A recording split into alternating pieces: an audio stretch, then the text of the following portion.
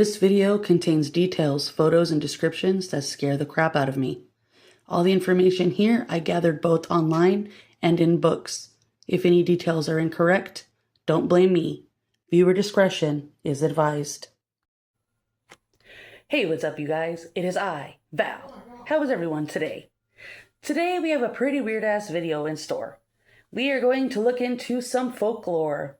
I have to tell you guys that while I was researching for this video, I was getting nauseous and didn't feel right after finding some of the things that I found. Was it just my imagination, or was something making me feel that way? I also got quite paranoid. Very paranoid. If you can hear that, that is the ice cream man. Anyway, I will let you decide whether it was just my imagination or if something was coming at me through the screen of my computer.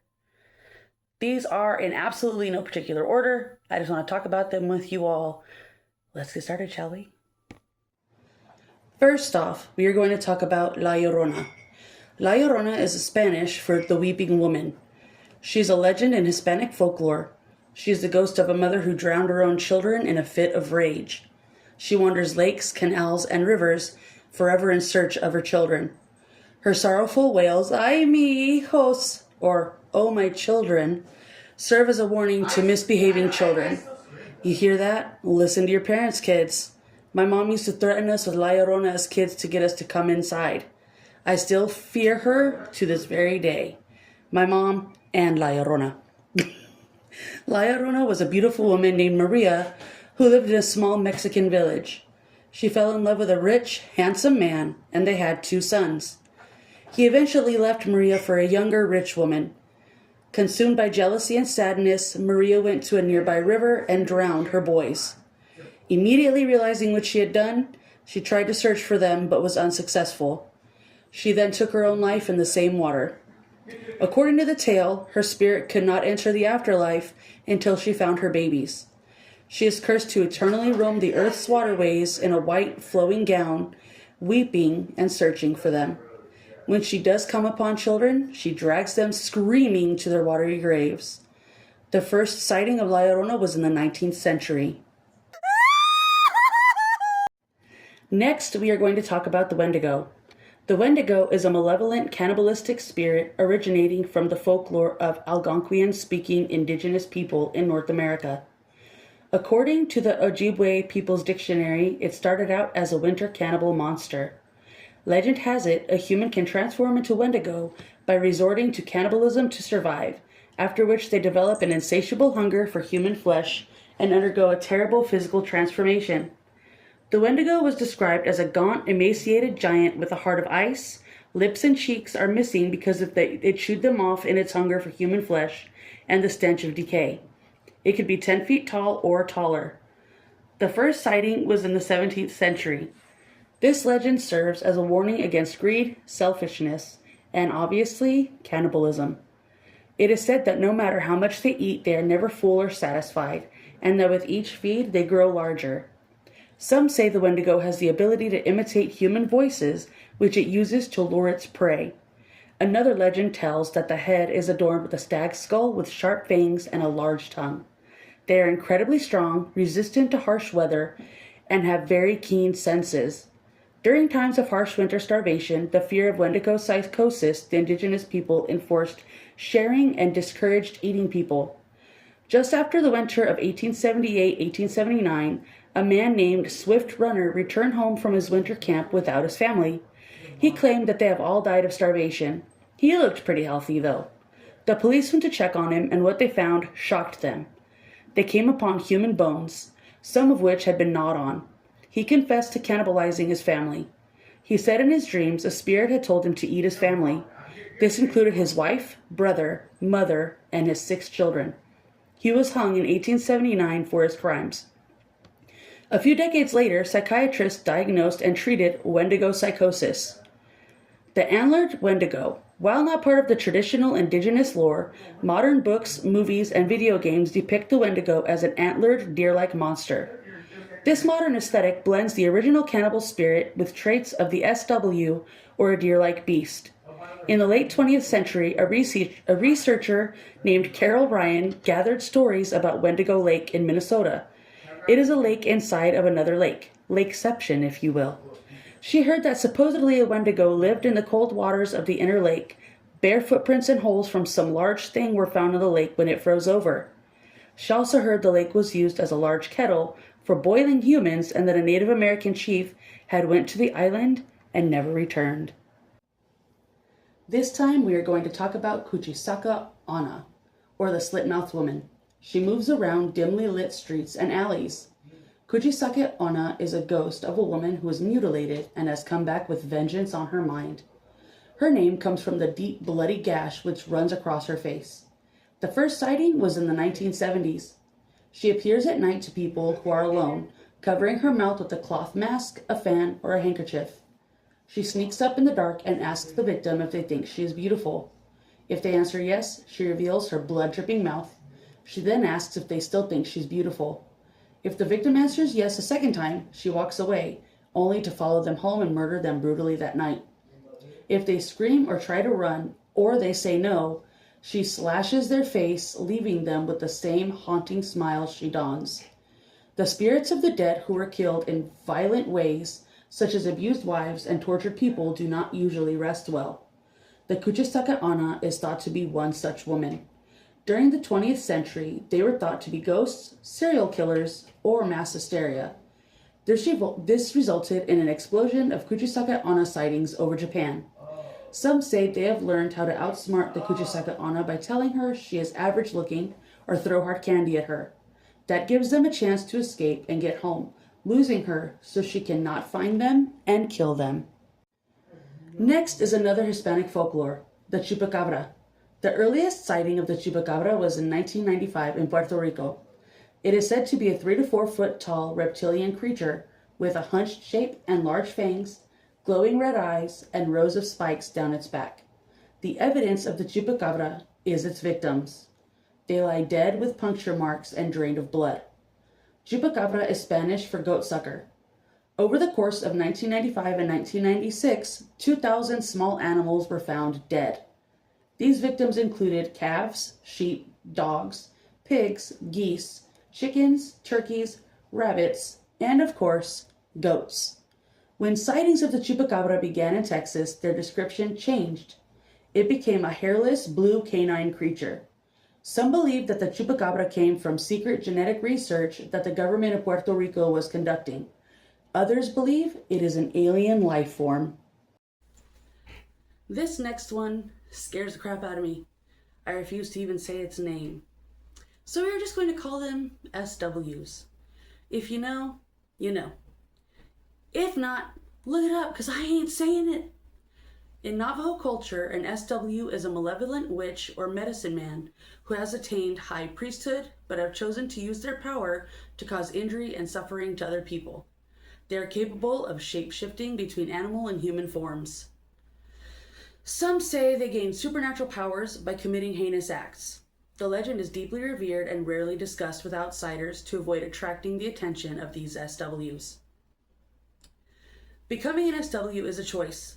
Traditional lore says that a person has to kill a close family member to be able to possess animals, often described as walking on hind legs or having a distorted human face.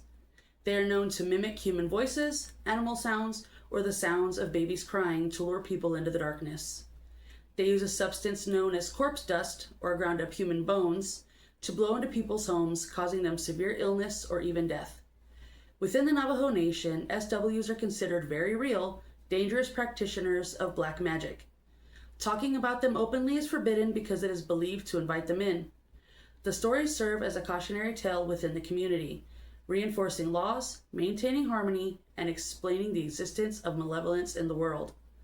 The first sighting of these horrifying creatures is unknown. They are known to be fast, agile, and hard to catch. In order to defeat the SW, you must learn who they were before becoming the SW. If you injure an SW and later find the same injury on someone, they may be the SW. You must say the person's name. You are the SW. 3 days after that, the person will either become sick or die.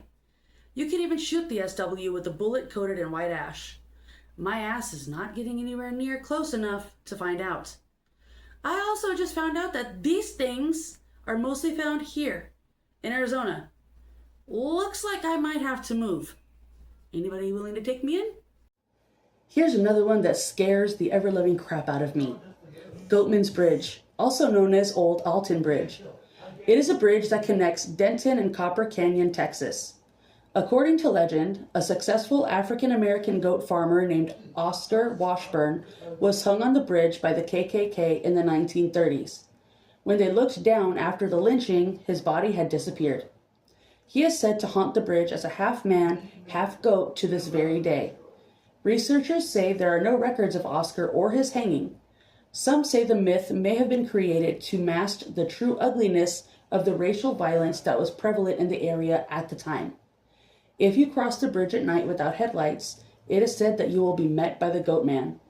People also claim that knocking 3 times on the metal frame of the bridge or visiting around midnight will summon the Goat Man. Next up is my son's favorite, the rake.